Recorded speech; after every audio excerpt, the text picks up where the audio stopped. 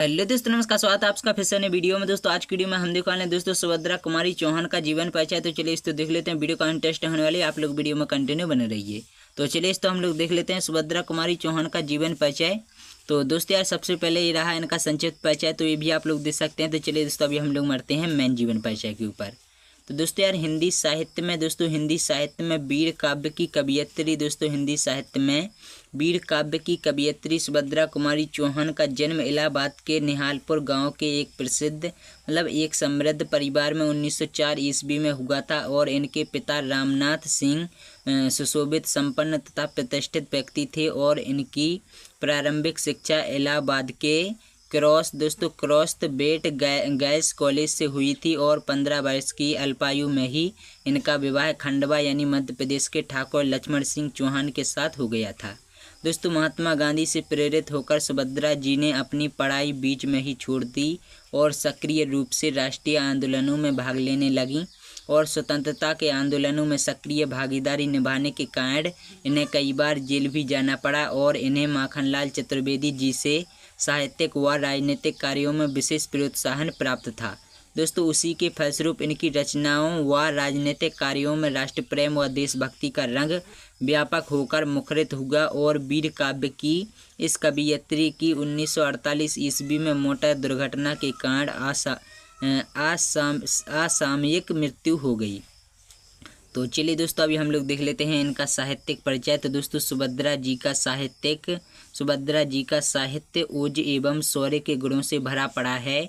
और उनके द्वारा रचा गया साहित्य भले ही कम हो, लेकिन उन्होंने जो कुछ भी लिखा दोस्तों वह अविस्मरणीय है, वह अद्वितीय है। उन्होंने अपनी वीरता एवं ओजस्विता पूर्ण काव्य से अनेक भारतीय युवक युवतियों को राष्ट्रीय आंदोलनों में सक्रिय होने व देश के प्रति अपने कर्तव्यों का निर्वाह करने के लिए प्रेरित किया।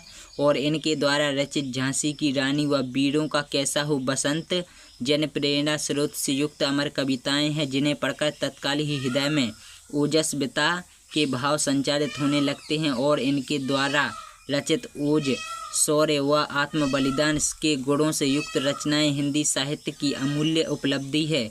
और उन्होंने राष्ट्र प्रेम की भावनाओं के अतिरिक्त वात्सल्य एवं श्रृंगारिक भावों की रचनाएं भी की। इन्हें मुकुल काव्य संग्रह पर शेक्सपियर पुरस्कार से भी सम्मानित किया गया। तो चलिए दोस्तों अभी हम लोग देख लेते हैं इनकी कुछ कृतियाँ। तो दोस्तों इन्होंने अपने अल्पकालीन साहित्यिक जीवन में उन्होंने बहुत कम साहित्य सृजन किया, जिनका वर्णन निम्नलिखित है। सबसे पहले है काव्य संग्रह। तो दोस्तों काव्य संग्रह में इनकी रचनाएं आती हैं मुकुल और त्रिधारा। और दूसरा है कहानी संग्रह। तो दोस्तों इसमें आता है सीधे सादे चित्र। और दूसरा है बिखरे मोती तथा उन्मादनी। तो चलिए दोस्तों बढ़ते हैं आगे।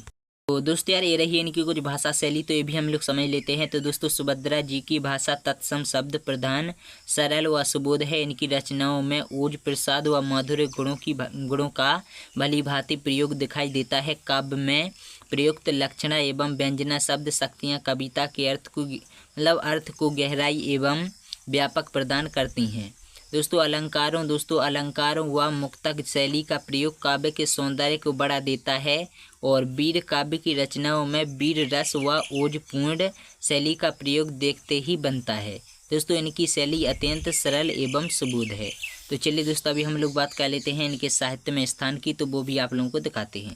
तो चलिए दोस्तों हम लोग देख लेते हैं इनका साहित्य में स्थान। तो दोस्तों सुभद्रा जी की कविताओं ने इन्हें सच्ची वीरांगना के रूप में पहचान दिलाई है। और इन्होंने भारतीय युवक युवतियों को अपनी कृतियों के आधार पर स्वतंत्रता संग्राम में स्वयं को समर्पित कर देने के लिए प्रेरित किया। और उनकी झांसी की रानी शीर्षक कविता सर्वाधिक लोकप्रिय है और उसे जो प्रसिद्धि प्राप्त हुई दोस्तों वह कई बड़े बड़े महाकाव्यों को भी प्राप्त न हो सकी।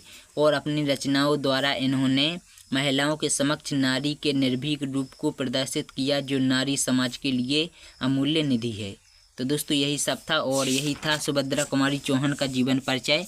और भले ही ये परीक्षा में ना पूछा जाए, लेकिन यह एक ऐसी महान हस्ती हैं जिनके बारे में हमें पता होना ज़रूरी है और इनके जीवन के बारे में हमें पता होना ज़रूरी था, क्योंकि दोस्तों इन्होंने ऐसी महान रचनाएं की हैं। झांसी की रानी की समाधि पर जैसे काफ़ी इन्होंने अच्छी अच्छी रचनाएँ की हैं। तो आशा करते हैं कि आप लोगों को आज का इनका जीवन पसंद समझ में आएगा। वीडियो पसंद भी लाइक शेयर करना, चैनल को सब्सक्राइब जरूर कर लेना। चलिए तो हम मिलते हैं अगली वीडियो में नए टॉपिक के साथ में, तब तक इसका जय हिंद, वंदे मातरम।